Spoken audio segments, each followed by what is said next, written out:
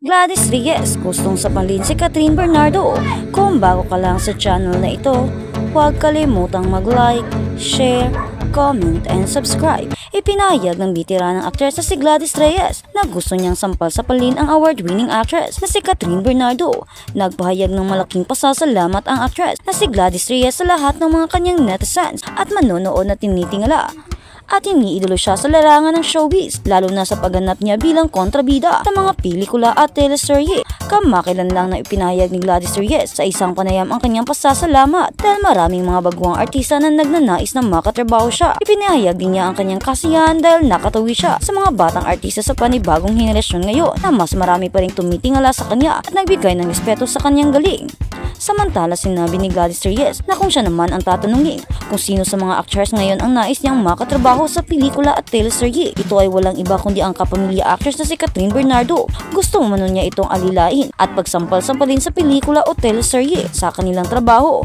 Nilinaw naman ni Gladys ang dahilan kung bakit si Catherine ang nagustuhan at napili niyang artista na aapi-apihin at aalilahin sa mga pelikula o kaya naman sa mga teleserye.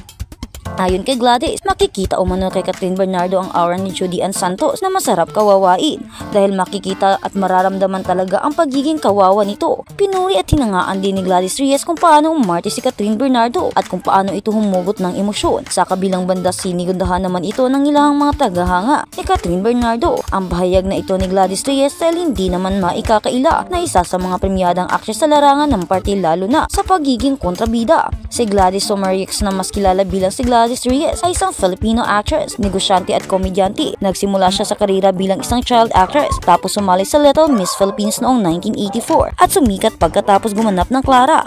Ang pangunahing kontrabida mula sa klasikong serye bilang si Catherine Bernardo. Si Catherine Chandrea Manuel Bernardo na mas kilala bilang si Catherine Bernardo ay isang Filipino actress at businesswoman. Sinimulan niya ang kanyang karera sa pag-arte bilang isang child actress kung saan ginampanan niya ang mga batang bersyon ng mga pangunahing karakter sa mga serye tulad ng It Might Be You noong 2003, Endless Love noong 2010 at Magkaribal noong 2010. Nagsimulang makilala ang kanyang pangalan sa industriya matapos makakuha ng mataas na rating ang kanilang remake ng klasikong Mara Clara noong 2010. Pinagbidahan niya kasama si Julia Montes kung saan ginampanan naman niya ang papel bilang si Mara. At sa kabilang banda naman, nakakagulat, Alden Richards sigalo kay Catherine Bernardo. Nag-apoy ang internet dahil ang isa sa mga hindi inaasahang pangyayari sa showbiz sa Pilipinas ay kakabreak. Alden Richards, ang pambansang bae, ay napaulat na niregaluhan ang superstar na si Catherine Bernardo ng isang bagong kotse. Ang nakakapanabik na balitang ito ay muling nagpasiklab sa mga chismis tungkol sa tinaguriang cat-date, tandem at nag-iwan sa mga tagahanga na nag-aagawan upang pagsama-samahin kung ano ang maaaring ibig sabihin ng dakilang kilos na ito. Nagsimulang umikot ang kwento matapos lumabas ang isang video online na nagpapakitang tinanggap ni Catherine ang marehang regalo. Sa clip na mula noon ay naging viral. Makikita si Catherine na mukhang nagulat nang ibigay sa kanya ni Alden ang mga susi ng isang makinis at bagong SUV. Sinabi ng mga nakasaksi sa private event na halos maluha-luha si Catherine habang ipinaliwanag ni Alden kung bakit ito ang pinilintong yan siya ng ganoong makakabaluhang regalo. I want to give Catherine something symbolizes how much I value her. I want to give Catherine something symbolizes how much I value her, not just as a co-star but as a person. Kwento pa ni Alden sa emosyonal na sandali. Naging inspiration siya sa akin at sa mas marami pang iba at ito lang ang paraan ko para ipakita ang aking pagpapahalaga. Si Catherine nakilala sa kanyang kababaang loob at kagandahang loob sa una ay tila nag-aalangan na tanggapin ang labis na regalo. Ngunit kalaunan ay niyakap si Alden sa isang mainit na yakap na nagpapasalamat sa kanya para sa maalalahanin na kilo. Sobra ito. Pero maraming salamat Alden. I'm really grateful to have you in my life. Catherine said, her voice filled with emotion dahil sa revelasyon ay nag-isip ang mga tagahanga tungkol sa tunay na katangian ng relasyon ni Alden at Catherine habang ang dalawa ay pinagsasama-sama sa iba't ibang mga proyekto kabilang na ang kanilang blockbuster film na Hello Love Goodbye. Ang mga usap-usapan tungkol sa isang mas malalim na koneksyon ay nananatili sa kabila ng matagal na pagtatambal ni Catherine Bernardo Daniel Padilla. Nagkagulo ang social media na may mga hashtag tulad ng Catherine Forever, Alden Gives Catherine, hashtag Catherine Bernardo na nagtitrend sa loob ng ilang minuto matapos ang balita.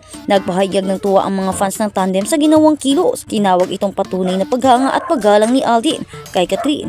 Ang iba gayon pa man ay mabilis na ipinagtanggol ang Katniel fandom na idiniina ang regalo ay hindi nangangahulugang mayroong anumang romantikong pagitan. ni Catherine at Alden. Gayunpaman, ang timing ng kilos na ito ay nagdagdag ng gasolina sa apoy dahil sa kamakailang mga chismis ng tensyon sa pagitan ni Catherine at Daniel. Hati na hati ang mga tagahanga kung saan ang ilan ay nagdiwang sa posibilidad ng pagtatambal ng Catherine at ang iba naman ay matinding loyal sa Katnill Love Team. Sa gitna ng espekulasyon, kapwa nananatiling tikom si Catherine at Alden tungkol sa insaktong uri ng kanilang relasyon. Gayunpaman, sinabi ng mga tagaloob na malapit sa dalawa na ang regalo ay purong platonic at sinadya upang ipagdiwang ang kamakailang mga milestone sa karera ni Catherine, kabila ang napakalaking tagumpay ng kanyang mga pinakabagong proyekto.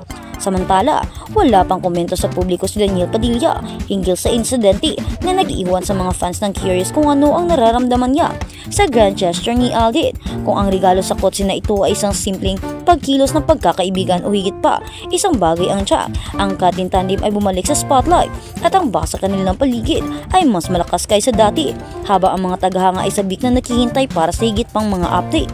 Ang mundo ng showbiz ng Pilipinas ay muling binihag ang palabas na ito. At sa kabilang balita naman, Catherine may bagong pamasko sa glam team, nilibre ng trip to Thailand. Ang swerte naman ng glam team ng award-winning actress na si Catherine Bernardo, nilibre kasi sila ni Kat ng trip to Thailand bilang regalo ngayong Kapaskuhan. Ayon sa aktres, ito ang pasasalamat niya matapos ang tagumpay sa latest blockbuster movie nila ni Alden Richard na Hello Love Again, pati na rin sa iba pang na-achieve niya this year. Sa Instagram makikita ang masasayang bonding nila sa pamamasyal sa iba't ibang tourist attraction, food trip at party. Behind all the glitz and chaos in my strong support system, both a team and a family. Emoji caption niya. Aniya pa, couldn't ask for more, love you all. Magugunitang gumawa ng kasaysayan ang Hello Love Again ni Catherine Bernardo at Alden Richard, na kung saan ay kumita ito ng mahigit 1 billion worldwide. Dahil dyan, ang pelikula ang naging kauna-unahang Filipino film na nakaabot na nasabing box office. Ang nasabing pelikula rin ang bagong may hawak ng titulong highest grossing Filipino film of all time. Ito ay matapos kumita ng mahigit 930 million worldwide sa loob lamang ng 10 araw mula nang ipalabas sa mga lokal na sinihan. Dahil rin sa mahusay na performance niya sa pelikula, si Catherine ay nakatanggap ng Snow Leopard Rising Star Award sa 10th Asian World Film Festival. Kaya naman, abangan. At habang sa kabilang balita naman, Catherine Bernardo aktibo muli sa social media. Hello again IG, breaking my social media hiatus with some snaps. ABS-CBN's Christmas special. Dinumog ng hearts ang kanyang comeback post at as of this rating mayroon ng halos 234,000 likes ang IG post. Hindi rin nawala ang mga papuri sa kagandahan ng actress. Highs ka gwapa. Komento naman ni Mayma Intrata. Gorgeous say naman ni Jervy Wrightson or Angelica Malili.